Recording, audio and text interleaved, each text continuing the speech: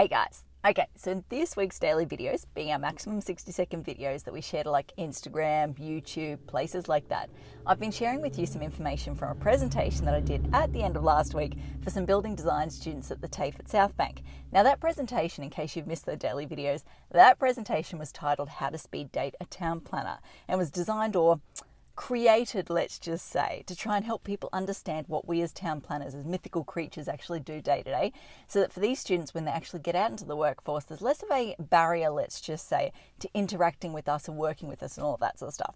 Anyway, in this week's Friday video, I thought I'd share two of the longer format type questions, the ones that were just a little bit too long to squeeze into that 60-second time limit. So the questions that I want to cover off first and foremost is, what do I believe you should be looking for in a town planner? So when you're trying to find a town planner for a job, and then building on that, where do you actually go to find that town planner? So once you've come up with your wish list, your target list, let's just say, where do you go to find those mythical creatures? So let's start first and foremost with the what to look for. Now, I'll be very clear from the start, this isn't a black and white list. And I will, if I remember, hopefully at the end, explain why that's the case. Hopefully I remember. But it's to be used more as a general guide, something to work towards, so to speak. And again, I want to reinforce, it's my take on what to look for in a town planner. Everyone's going to have a different opinion here. So I personally think there's 4 key things that you need to aim for. First and foremost, you want to try and find someone who's got experience working within your specific area. So if you look at our website, if you look at our social media, all of that sort of stuff, you will see very quickly it is Brisbane, Brisbane, Brisbane, and a bit more Brisbane. Like, we live and breathe Brisbane. That is what we're about. So yeah, if you've got a job, let's just say, I don't know, up north, 1770, somewhere like that, I'm going to be like, yeah, no. Don't have the contacts there, don't have the experience reading the planning scheme, because it's one thing to be able to read the black and white rules, it's another thing to know the grey areas around them and how council interprets that and all of that sort of stuff. I do not have experience in that neck of the woods, so I am not the town planner for you. So yeah, ideally, you would look for someone who has specific experience with that, even that specific location, and working with that specific council. So that's number 1. Number 2, kind of similar, you want someone who's got experience with your specific type of job. So again, if you look at us, we are all about the houses, the character houses, the small lot houses. There's a bit of other stuff like subdivisions, units, that sort of stuff thrown in. But generally speaking, we work at the smaller resi end of the market. You will not see me post about doing like the Star Casino or a high-rise building in the CBD or anything like that. That is not our jam. And again, same reasons as location. You want to work with someone who knows the rules, the grey areas of those rules, the quirks to that space, council's particular fixations, let's just say, and how to push those rules in a direction that's going to work to your advantage, etc., etc. Now, number 3 on the list of what to look for in a town planner is a communication match, I would say. So if you're the type of person that just loves a long chitty chat phone call, and if you hate using email, if the idea of turning the computer on is just not your cup of tea, yeah, I'm not the town planner for you. Like, that is not the way I like to work.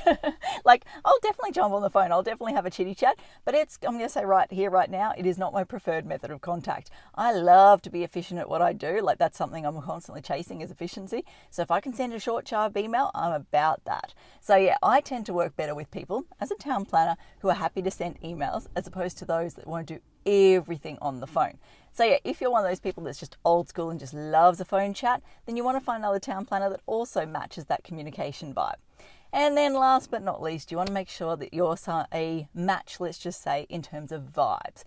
So the analogy or the example I gave here when I did the presentation was, if you are the design professional who is doing the plans for the Star Casino or Queen's Wharf or one of those big, massive jobs that have like funding from Hong Kong billionaires and all of that sort of stuff, you do not want to work with me, because when they go to fact check me, they're going to look at the social media and be like, she cracks out a fat suit and a pink wig.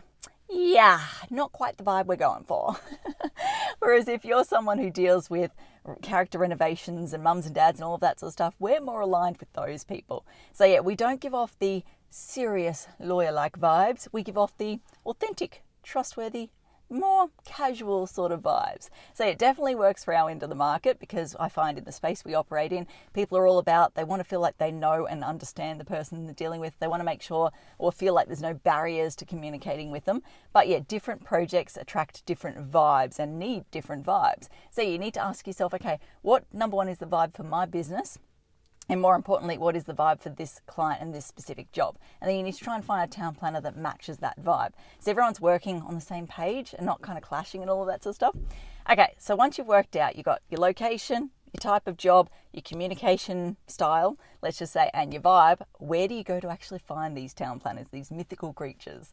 Well, first, we're not that mythical, by the way, but yeah, first and foremost, what I'd suggest is word of mouth. So if you've got a surveyor or a certifier that you love working with, that works in your area, on your type of job, etc., ask them. Say, who would you recommend we work with in terms of town planning for this specific job? Because like-minded people tend to stick together. We tend to congregate. So yeah, you'll find if you've got someone you love working with already on that type of job, hey, ask them who else they would recommend. Now next, number 2 and number 3, they're kind of interchangeable. I'm not sure which order I want to put them in. So I'll probably stick with just going the more logical order as opposed to the, what's the greater bang for your buck type order? What am I trying to say here?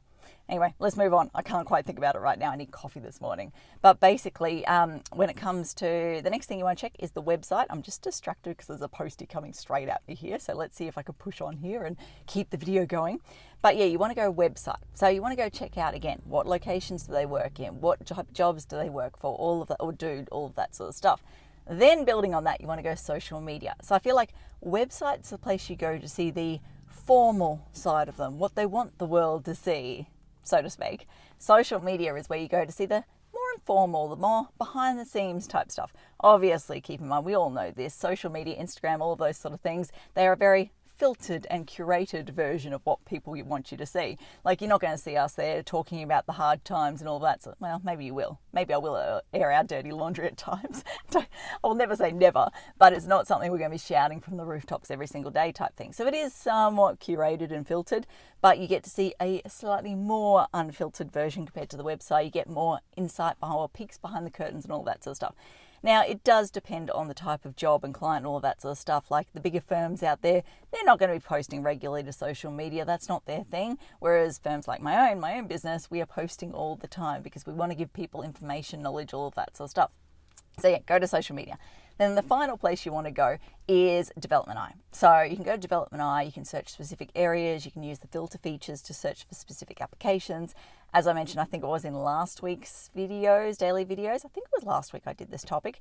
I was talking about Development.i. No, maybe it was a week before. Anyway, at some point I made the comment to say that do not rely on those filters because they are dodgy. But for an initial sort of high level, I'm looking for a town planner purpose, it does the trick. So go in there, look in the area, whether it's a specific suburb or a portion of Brisbane or whatever. You can use this Development.i across all councils. Go in there, go, okay, I'm searching for that specific type of application. I want to look for a childcare centre on the north side of Brisbane. Put those search filters in and go into the applications and start to work out, is there a common theme? Is there a town planner that's popping up time and time again? I do that all the time when I'm looking for a niche kind of specialist. So I did this recently. I've got a job at the moment and we need a odour consultant that specialises in chicken farms. Very niche in the scheme of things. So yeah, went in and I was like, okay, let's look for this type of application and go through. Side comment, if anyone does know an odour consultant that specialises in chicken farms, because I did the Development.i thing, I found one company and they were like, nah, we've been burnt by a court case recently. We are not getting back into this space. Found the next company and they're like, yeah, we actually represent a council in that court case that you know about. Yeah, so we're not going to go and change sides. Totally understand, totally respect that. So yeah, now I'm like, I'm filtering through Development.i, I'm getting lower and lower. So if anyone out there knows a good odour consultant that does this kind of work, hook me up. Come on, let me know. Reach it out.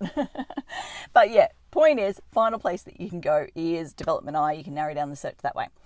Okay, I'm going to wrap this video up here. Hopefully that gives you some information or arms you with some information in terms of what to look for. Oh, I was going to talk about the why it's not black and white. Have I got time? Yes, I do. We're under 10 minutes. Okay, so use it as a guide. I knew I was going to forget this.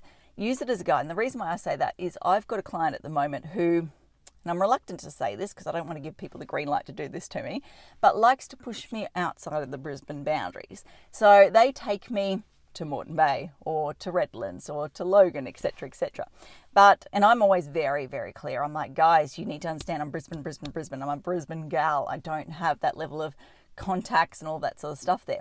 And they're like, yep, totally acknowledge that. But we've worked with you long enough, and they've worked with me for like 10 years. We've worked with you long enough. We have the trust there. We know you've got our back. We also understand that after 10 years, you know our quirks. You know the ins and outs of how our business works, what we're going for, our goals, our drivers, the pressure points. We've got all of that sort of stuff. So it means you don't need to ask all these questions. You don't need to risk going down the wrong path. You're always on the right path to start with. And there's so many other factors to it. They're just like, nah, that is worth so much more to us. Oh, the other thing was they've built up all of these brownie points and respect, let's just say, with me, to the point where if something urgent comes up, they know I will drop everything. I will work through the night, pull an all-night or whatever to get it done for them, because they've earned that right through working with me for that long period. Don't want them to draw on it. Don't really like the all-nighters. Used to do that when I was a young town planner back in my day. Don't do that stuff anymore. But they know, point is, they know that they can get me to do that if there is something that is super duper important. So for them, they're like, yeah, we know that ideally we would get someone who works in this location, but in this instance, we're willing to ignore that in exchange for getting someone who ticks all of those other better, more important boxes for us. So yeah, point is, it's not always a black and white list. There is a little bit of grey going on, so use it as a general guide. Anyway, hopefully that gives you your general guide to chase and ideas or inspo as to where to go to find those mythical creatures, aka town planners. I think that covers off everything I want to talk about today, as I always like to say. Until next time, thanks for watching. For all you red tape lovers out there, I have one thing to say. Well, no, actually, I've got three. Number one, the advice provided in these videos is general in nature. It's not site-specific.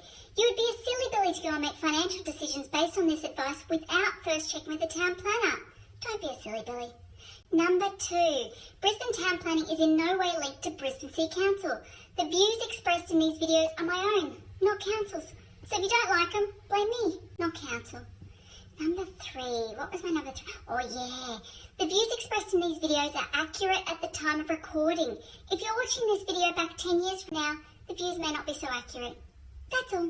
Bye.